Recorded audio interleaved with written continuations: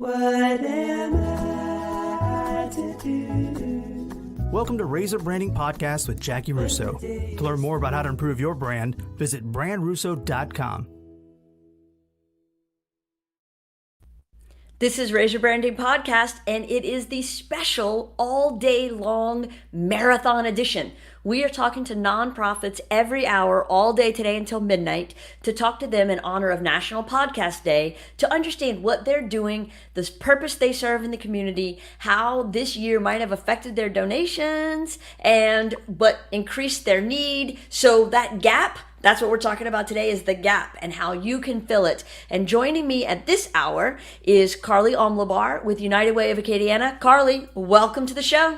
Good afternoon, Jackie. Thank you for all you guys are doing today. It's awesome. Oh, look, it's our pleasure. We are halfway through.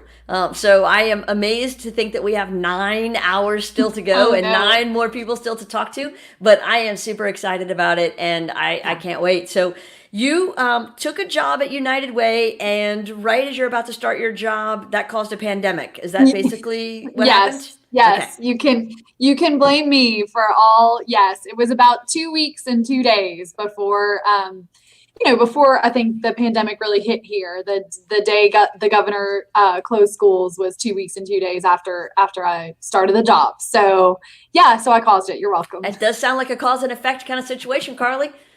Right. I mean, come on now. I know. Well, really, I needed to make sure that the agency that I was joining had enough work to do. Sure. Well, we appreciate you making that happen. So you're 2 weeks into your job, and we get this global pandemic thing going on. Yeah. How has that affected United Way and all that y'all do and all the work you do? Well, as you probably know, and as many of the folks listening know, United Way of Acadiana has always been involved in our community in disaster relief. We've just never had a disaster like COVID before, right? When we think of disasters, we think of typically hurricanes and floods. Sometimes we'll see something other than that. And so, a lot of folks were accustomed to responding in that way. And I think one of the things that was really interesting coming on board is because no one had ever dealt with a pandemic before, right? So all of us had to kind of take a step back and say, well, what are the biggest needs? And, like everyone, we sent most of our staff home, but because we work in disaster relief, we kept a couple bare bones staff at the office, and we got to work on what are the needs in our community. And I think one of the most obvious, and I think a lot of folks saw it, and your listeners may have contributed, was kind of the food gap and the challenges with getting people fed. So we actually, we talked to some folks in New Orleans, and New Orleans stood up pretty quickly, and we followed suit. A meal delivery service, similar to Meals on Wheels, but Meals on Wheels, as you know, works with the aging population. To those that were impacted by COVID and were homebound, either because they were sick with COVID and they didn't want to spread it, or because they had an immunosuppressed condition that it wasn't safe for them to be in the grocery store, even with a mask or whatever. And so since basically April, we have been serving meals to homebound individuals for the last 6 months. And we worked with Sick and Harvest, and they've provided the meals. And then we've been getting referrals from Volunteers of America, their statewide network, and they've been working with the Louisiana Department of Health, as well as 232 Health, which is our referral partner. And, we thought we thought a couple things. Number one, again, new kind of disaster, right? Like, we've never had to do something like that before because of a disaster, but we've always responded to disasters. And so we kind of took a look at the landscape, and in addition to helping those people in need, we were also helping protect our community from COVID being spread further. So we've been doing that. We're still doing that right now, once a week, taking meals to folks, getting new referrals in, people who are impacted by COVID, and helping them basically come back or make it through their particular COVID situation. And that's really a testament. I think we're going to talk about this today too. Organizations working together. We were, in that case, we were the bridge between Second Harvest had meals, 232 Health and Volunteers of America had needs, and we came together and said, look, we'll provide volunteers, and we'll get people the help they need. Right. But I mean, that is an amazing way that you work the entire ecosystem of needs and responding service providers throughout the community. And United Way really sits at the center of that wheel, right? We do. And I think that's one of the powerful pieces of us being an organization that has a relationship with so many nonprofits. And as you probably know, we grant to a lot of nonprofits in our impact areas. But we work with them throughout the year. And then we have coalitions like VOAD, VOAD is our volunteer organization's active in disaster. And so obviously VOAD was meeting and collaborating on a regular basis. And because of that, we were able to see where the needs were and where the gaps were. Right. I love what you said earlier, and I don't want to miss that because I think it's very vital. The disaster recovery that United Way has done and we've come to expect for decades, those disasters are sometimes days at a time, Right. occasionally weeks at a time, Right. ever so rarely months at a time. But y'all are dug in for the long haul on this one. Yeah. We're at and above 6 months. Right. I will admit we have some tired staff, but that's also, I think we aren't the only people, of course, tired from the pandemic, and we know that this is kind of what our role is and what our job is, to step into this space and help as best we can. So, you're right, though. It's normally a disaster. The first week or two is, kind of the most dramatic. Then it starts to taper off. And even if you're still working 7 days a week, it's, the damage is getting less and less. In this case, we saw our peak really in late April, and then another peak in mid to late July. And so, it's evolving, and not necessarily, we're getting, knock on wood, we're getting better now, and hopefully that continues. But it's definitely taken some monitoring in the community. So. Right. Well, and I would also think there's got to be a challenge, because all too often when you're facing those kinds of disasters, it's things you can see. And Right. so, there's a flooded house. Yes. There's down power lines. There's specifics. This is like the invisible enemy that Yes. we're all trying to fight, and you Yes. have to fight in such weird ways. And some people think there's not an enemy. And so we've got a lot of forces at play here. One of the other things that we have done during the pandemic, exactly to your point, is you're probably aware, and you may have even lost track of all the great agencies you've talked to today. But we also stepped in, similar to what we're doing for homebound individuals, and stepped in with volunteer force to feed the homeless who have been moved into the hotels. So as you may know, we had to end most of our traditional homeless service provisions. And those folks should be commended, because we had very, very, very few outbreaks of COVID among the homeless population, which would have been a place where the disease could really spread. They moved into hotels, but also what we call congregate feeding, which is kind of come to St. Joseph's Diner or that type of thing, was not really available anymore. So again, we partnered with Second Harvest and with Arch, and we've been also using volunteers to deliver meals to those in the hotels for the last 6 months as well. Same thing, those folks need to continue to get fed, and so we've been kind of partnering to make sure that that operation is as smooth as possible, as the homeless service providers work to get those folks in more permanent housing. It's amazing. And yeah, we did get to talk to Ben Broussard with Catholic Charities earlier, and he talked about all of the pieces and how to deal with congregate feeding and shelters where you can't have people in bunk beds sleeping right next to each other. And I'm thinking the logistical challenges of all this. Yes. Oh my gosh. Yeah. So it's been a test, I think, for a lot of agencies who are serving people on the front lines, but and there's always more people in need and more people to serve. But I think a lot of the organizations that, like, you're talking to today, have done great work and have really stepped up. Right. So then, just as you're starting to kind of figure out how to survive the pandemic, a hurricane comes. Right.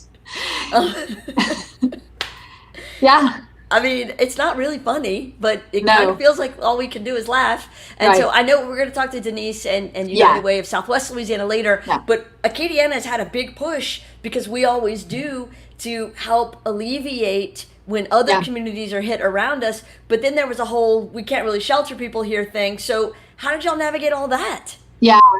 Well, and I think one of the things is, so United Way of Acadiana we serve 4 parishes, and Acadia and Vermilion are 2 of our 4, who, were hit by the storm, obviously not to the same extent that the further west parishes were. So we've also had the additional balance of, monitoring the needs in those parishes while we also send supplies and things to Lake Charles. So again, you'll hear a theme today, and this is probably the reason we've made it through, of partnering. And so we were able to partner with Second Harvest and Catholic Charities, and we did a really successful food and supplies drive, primarily for Lake Charles hurricane victims. That I think, Second Harvest has said it was their biggest and most successful drive since they've been located, since they've had a Lafayette presence, a formal Lafayette presence. I think it was something above 35,000 pounds of food and supplies, right? And then we've actually, we're working with the United Way staff, and, you'll hear from Denise later today. We're working to send volunteers over there. We've done a couple of we're trying to help them on Wednesdays, just have a break in there, because they are operating a disaster operations center. And their staff needs time to just go answer emails and go, and deal with their own houses. Yes. I mean, they're in the disaster. Right. And so, we're trying to plug in very, what I would call like specific ways where we can take something specific off their plate and say, look, on Wednesdays, we don't want you to have to worry about volunteers, just something that lightens their load, but then also allows us to keep operations happening over here, because as you said, there's still a pandemic. There's people in Acadia and Vermilion parishes that we want to help support, the agencies that'll help them rebuild. So there's a lot going on. So what I hear is increased demand, increased demand, increased demand. Yeah. So how have we responded with resources to you? Has the community stepped up and given more donations? I'm sure your fundraising has been askew this year. So what's it been like? It's very difficult, honestly, to tell right now. In some areas, we've raised a lot of money, in others we haven't. One of the things about United Way is the funds that we raise, from the general public that go to disasters, those go 100% to disaster relief. So, we always have a different, I guess you could say, accounting formula when in a disaster year, because we have to also then look at our operations and say, like, okay, how do we fund those? So, we have really focused on the disaster relief side during this time. Typically, we kind of front load or backload, I guess you could say, on the year, our fundraising. So we're really kicking those efforts off right now, going to some of our traditional donors. And, one of our messages is to folks who have remained employed throughout this pandemic and have the capacity to give. We're asking everyone to just consider that this is the year where giving is the most important.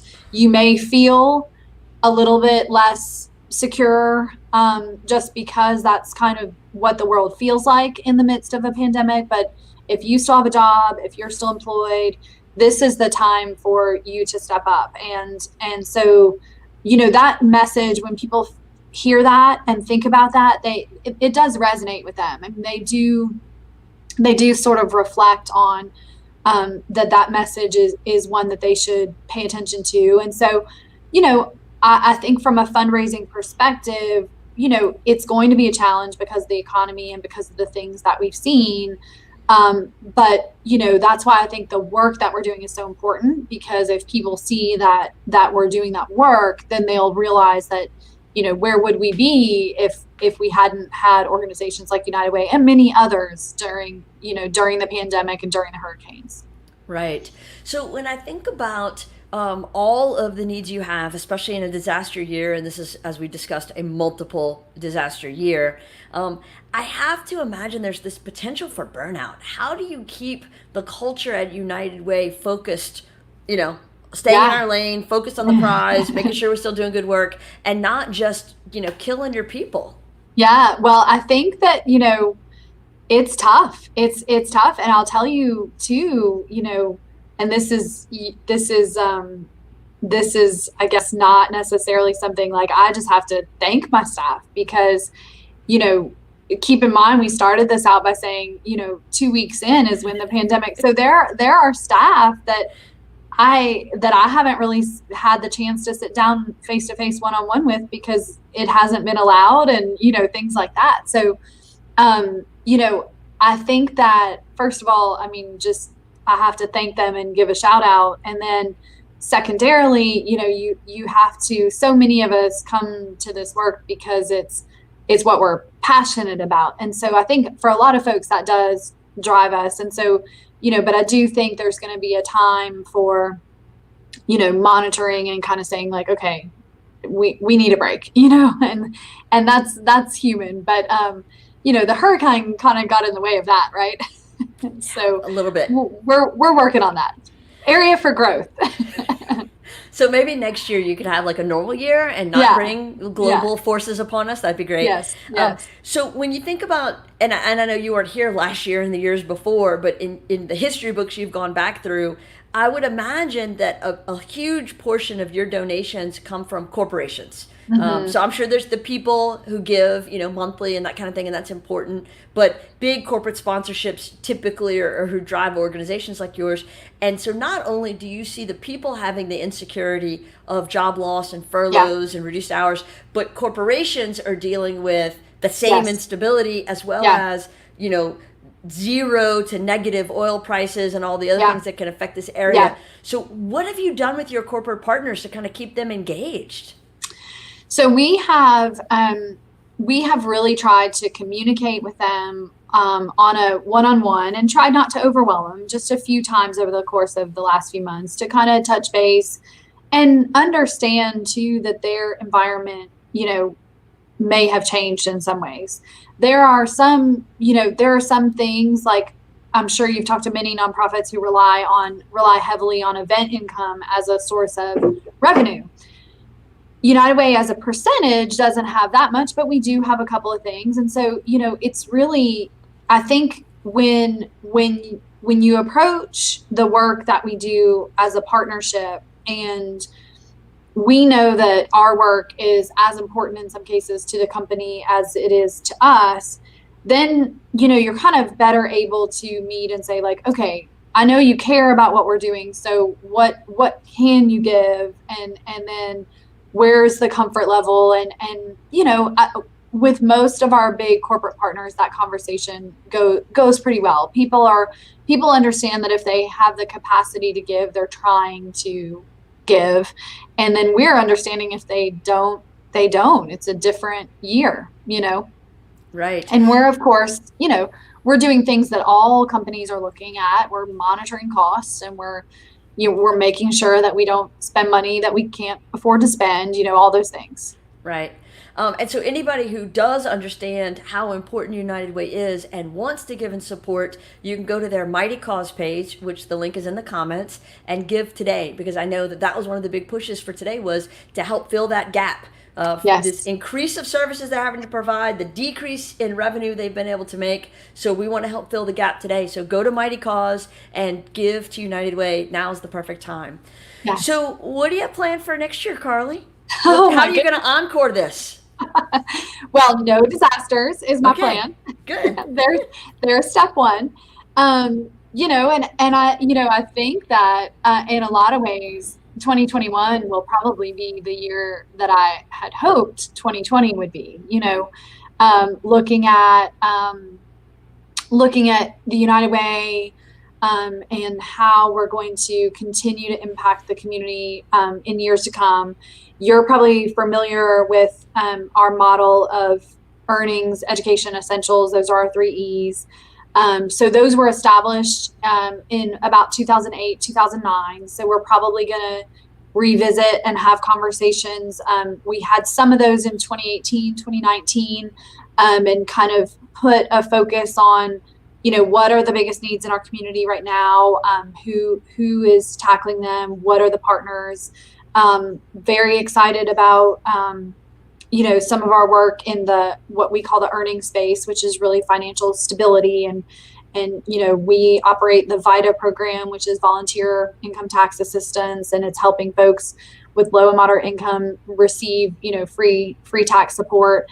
And looking at what are other ways that we can encourage financial stability in our families. I think you'll also see some of the long-term impacts from COVID. I think COVID, those folks who work in health will tell you that they sort of always knew that there were these health disparities out there that went along racial lines or went along wealth lines. But I think that's been brought more to a common awareness now. And I think that there are a lot of folks that want organizations like United Way to play a more active role in those. And so, we're working with an initiative of the Women's Foundation called Healthy Acadiana, and we're helping them. They're a coalition of organizations in our community who are working in the health space, or what they call social determinants of health, which are the predictors of health. So, there's a lot on the horizon. There's just a lot of opportunities, a lot of need. And I think when you look at the group of people that United Way serves and works with, we really foresee a lot of ongoing need because of some of the economic things that you mentioned. And so we're going to be right there alongside the community helping to meet those needs. It's amazing. We did the marketing work for the United Way annual campaign, the 06-07, because that was the Katrina Rita year. And then we did it in the 8 or 9, whenever it was, that the Live United launched with the earnings essentials, right? So I see the bookends. I know what the messaging was before, and then we kicked off the new messaging since. And so I would love to see that 10-year plan to show how it's worked in the community, what improvements you have made. Because I bet there's some fascinating stories for how United Way has really, by digging in on those 3 E's, the difference it's made in people's lives. I bet it's dramatic. Yeah. Well, and I think it's really also had the power, in addition to the difference, that focus of saying, like, here are the places that we believe our community needs to work on and address, and I think you've seen so much galvanization, I guess, around like education, for instance, and organizations like Love Our Schools who have come in, and, we work awesome with them, and I can't say enough good things about their work too. So, I think that United Way is in a position to help lead the conversation, and certainly we don't want to be the only ones in that conversation, but to lead the conversation about the problems that we need to come together to solve. And they're often really complicated. It's not just, you can't fix graduation rates from high school overnight, right? And you can't make people healthy overnight. So, these complex problems, it can be hard to move the needle on, or you can have things like COVID or disasters that make it harder to move the needle, or the needle even tries to go backwards sometimes. I know a lot of us are worried about educational achievement because of COVID. So, I think that, but you're right, the opportunity that brings to both look longitudinally at some of the data of the things that we've been working on, and then also, where do we still have a lot of work to do, Right. You sound so much smarter than me when you say to longitudinally look at data. I'm like, I am struggling to keep up in this conversation right now. Well, I don't believe that for a second. I probably shouldn't have used the word. No, I love it. It's a perfectly accurate phrase. It's just, you talk smarter. You use the big words. I like it. No, but I think about as the few minutes we've talked, we're at 24 minutes into this. We've talked specifically about United Way, but you've managed to work in, I don't know, a dozen, maybe a dozen and a half different community partners that United Way supports and guides and assists and helps develop. And to me, I think that's a message that is often missed for people. They think that United Way is this singular entity that does this thing. And it's so much more than that, right? Right. And I'm glad you said that, because I think that's one of the things, to your point, that we struggle with. And we struggle honestly with how to communicate that oftentimes United Way's role is to be the glue that brings two opportunities together, a need and opportunity together. And, in a lot of the food stories that I tell about COVID, there's always that place where, one agency recognized a need, one agency recognized an opportunity, but there wasn't a good way to make those two things meet without us being involved. And so, we're thrilled to do that. The other thing that I, just personally love about the work is that a big component of what we do is we try to mobilize volunteers. And, I think when people are able to volunteer, and a lot of times, this summer, how many times did people, the volunteering on behalf of United Way, just load peaches into the back of somebody's trunk or, load grits into the back of someone's trunk. But, those few hours that you spend doing that gives you more of an appreciation for how important it is for all of us to work together to build the community that we want to live in. And I know, I think Katie Dupre with Parish Proud was on this morning. We partnered with them to launch a volunteer center platform. I don't know if you heard about that this morning, but no, talk about it. Okay. All right. So we launched, I think, losing track of my time, which is what happens during a pandemic, I've learned. But in either July or August, we launched a new volunteer center platform. And so if folks want to visit it, it's unitedwayofacadiana.org/volunteer. And it is an amazing resource for people who want to volunteer. In addition, it's an amazing resource for agencies that need to manage volunteers. It's a great platform for them to, kind of manage their resources. When they have an event, they can make sure that people get communicated with, et cetera. And we did that in partnership with Parish Proud. You may remember this was, I guess it was mid 1990s. In Lafayette, there used to be an agency called the Volunteer Center. It was a standalone agency. And in the 90s, United Way took that on, and we've operated in-house a volunteer center since the 90s. And so this volunteer platform is really exciting to me because it's kind of the digital interface of our volunteer center that we've had for so many years. And so it gives us an opportunity, and as an organization who wants to promote volunteerism generally and believes that our communities will get stronger generally with more volunteers, it's been a great way to do that. So many thanks to Parish Proud and for making it possible. And then, obviously they're excited to have it because then they can get more people picking up litter, which is important to them. Absolutely. It's funny. I wasn't here in the 90s. I moved to Los Angeles, so I was gone, for about 6 years there in the middle. And so I missed that whole volunteer center thing. Yeah. But I love that because I think about all of the high school kids that need volunteer service hours, yes. that need to impress colleges with their resumes. Yes. What an amazing opportunity for them to go to one central place and figure out how they can be a part of the solution. Yes, exactly. So, we just launched about, like I said, 2 months ago. So we're still in the process. I think we have about 25 organizations that have signed up. We have right now a lot of our Hurricane Laura relief as well as our COVID relief opportunities up there. But it's our job collectively as a community to make that volunteer platform really vibrant so that if you wake up on a Saturday morning and you're like, hey, I want my kids to volunteer today, that platform is populated. And so we're really trying to get the message out, and we'd certainly love anybody's help. We see it long term as a great opportunity for people who need hours for confirmation classes, for anything and everything, just, service learning for high school, you name it. We want to be the place that people go to find those types of opportunities.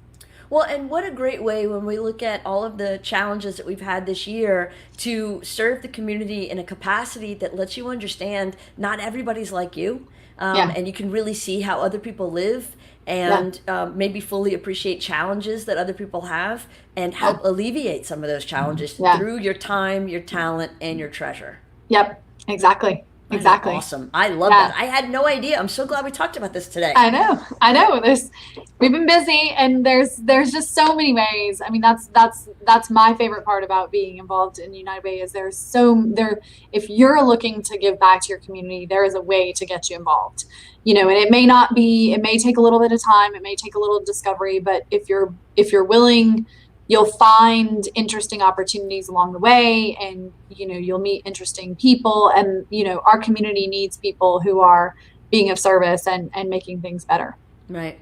I always feel like Lafayette is just this close to being the most amazing place in the world. And so these are the opportunities that I hope everybody takes, because that's what's going to put us over the threshold into amazingness. Yes. I love it. Yeah, we're close in some ways, and we're far away in others. So hopefully this will help bridge that gap. Yes. So, when I think about donations being down this year, I would imagine, as we've talked about, y'all have been impacted. And so if anybody has the ability to give, if you still have a job, if you still are earning a living, now is the time for you to step up and help somebody who's doing so much good, not just to United Way, but to all of the organizations that they support and fund and assist. So it's right there in the comments. You can go to their page on Mighty Cause and donate and help fill their gap, and that would be super helpful to them. Yes, we would very much appreciate it. We certainly appreciate the plug. Right. I feel like there are so many things that y'all do that people just don't realize. So I'm glad we've had this chance to kind of talk about it and let people start to understand. So in terms of all the organizations United Way touches, I know you've mentioned a few. Yep. Do you even have a running list? I mean, how big is it? So we have a couple of running lists. We have about, I think this year it was 28 programs that we funded across about 20 agencies in 4 parishes. And, everything from, Faith House to Catholic Charities to Second Harvest, a lot of the folks that you're talking to today. Those opportunities are typically in one of the 3 areas that we talked about, in either earnings, education, or essentials. We work with those folks throughout the course of the year. We monitor their progress towards the outcomes that they indicated in the grant. We combine those with our overall community outcomes that we're trying to achieve.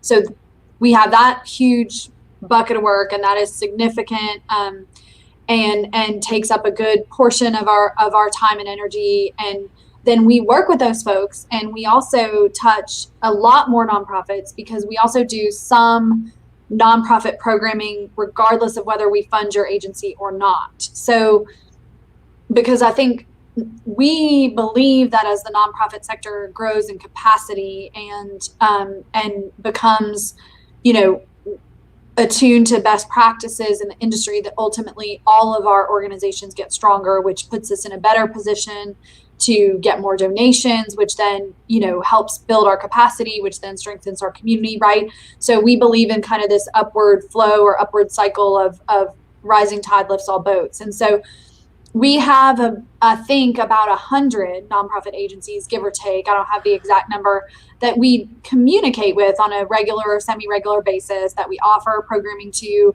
a few times a year, that we encourage, we encourage them to, them to participate with us. Later this fall, we're going to partner with the Pinhook Foundation to bring to Lafayette virtually a woman named Laura Fredericks, who is a great speaker and presenter in the nonprofit space. So she's going to do some training on board development. She's going to do some training on fundraising with the eye towards the pandemic.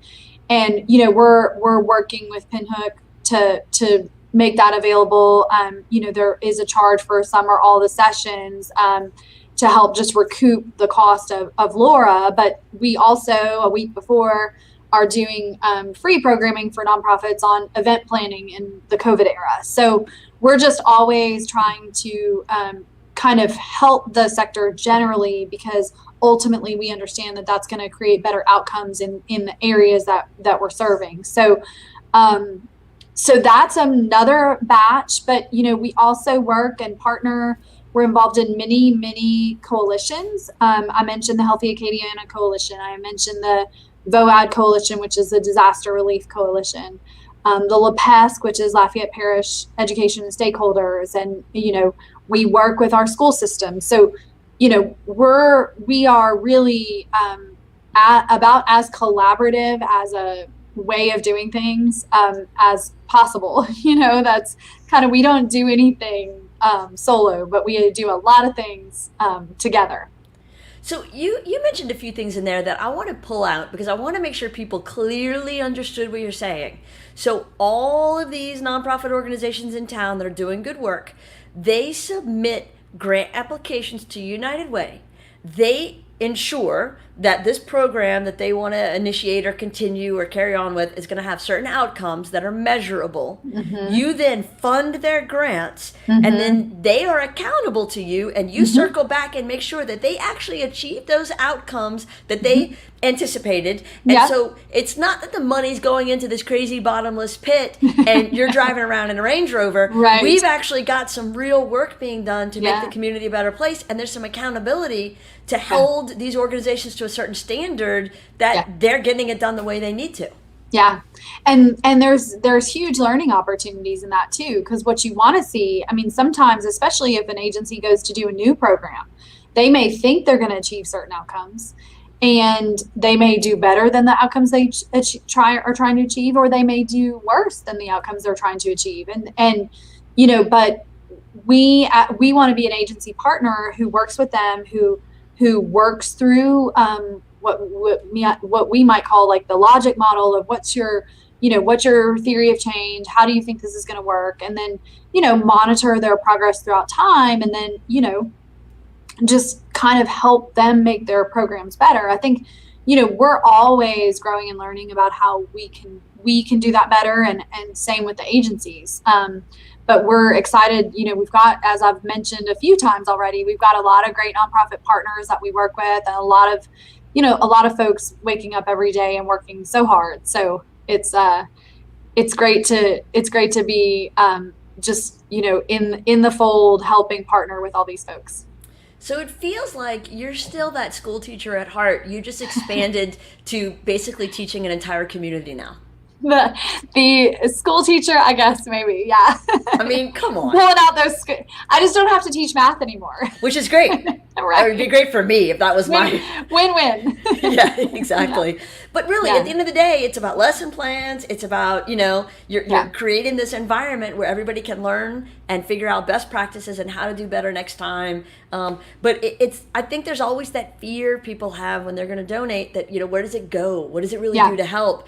And y'all are making sure it's going to the right place and it's really helping the right people. Yeah. No, that's what we do all day, every day, and the other thing that I mean this in the most positive way possible, like it can be hard work, and I think that it doesn't, changing the community in positive ways, it can be hard work. You talk about Parish Proud again, they want to eliminate litter from our community. Like, that is hard work. Piece of cake. That would be by Christmas. And organizations like Catholic Charity and Art, who you want to get to functionally having no homeless in our community, those are really high bars that there's not a lot of communities that I'm aware of that have succeeded in those goals. None. So you have to, but that doesn't mean we can't make progress. I'm all about being the first. That'd be great.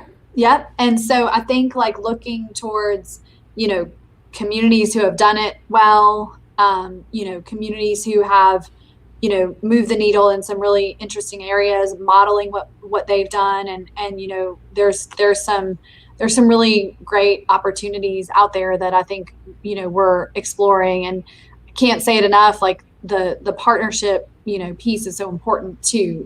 We have, if folks who are listening haven't seen, we have our facility is located on Pinhook, and we're in, it's a very boring name, but we call it the Multi-Tenant Center because we have multiple nonprofits and agencies here on site with us, with the idea that if you get to collaborate with other agencies, it makes you better. So Red Cross is here, Second Harvest is here, CASA is here. there's a lot of, and the opportunity to kind of, have collisions with those folks makes it so that we're talking about the folks that we're serving on a more regular basis. That's amazing. So anybody that's watching, and if you aren't amazed and impressed by now, you weren't paying attention. Please go into the comments, hit their Mighty Cause link, and donate. Help United Way continue to do these good works and continue to support all these 100 different nonprofits that they touch over the course of a year. And really, let's find a way to help our community continue to get better. Carly, what did I miss? What else do we need to talk about?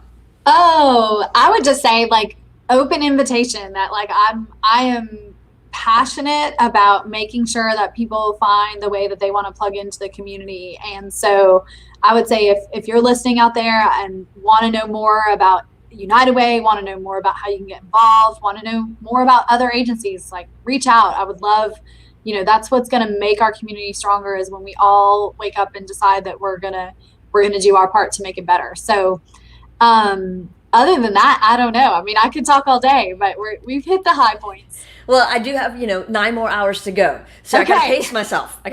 Yes. Well, if you need to call me back, if you run out of content, you just let me know. Will do. Thank you so much for your time today. You. And Loved everybody, it. Well, everybody that's watching and listening, I hope you're as inspired as I am, and that we can work together to continue to make our community an even better place to live. So please support these nonprofit causes. Join us in the next hour. We're going to be talking to Nicole Hebert with the Community Foundation of Acadiana, and we're going to hear a whole other set of stories about an organization that helps all these other organizations. Yes. And it's amazing, right? Yes, it's great. It's great. All right. Thank you, Carly. We appreciate your time. All right. Thanks, Jackie. Thank you to everyone who's watched. We appreciate your time and your donation and your generosity. And let's continue to make Acadiana great. Thank y'all.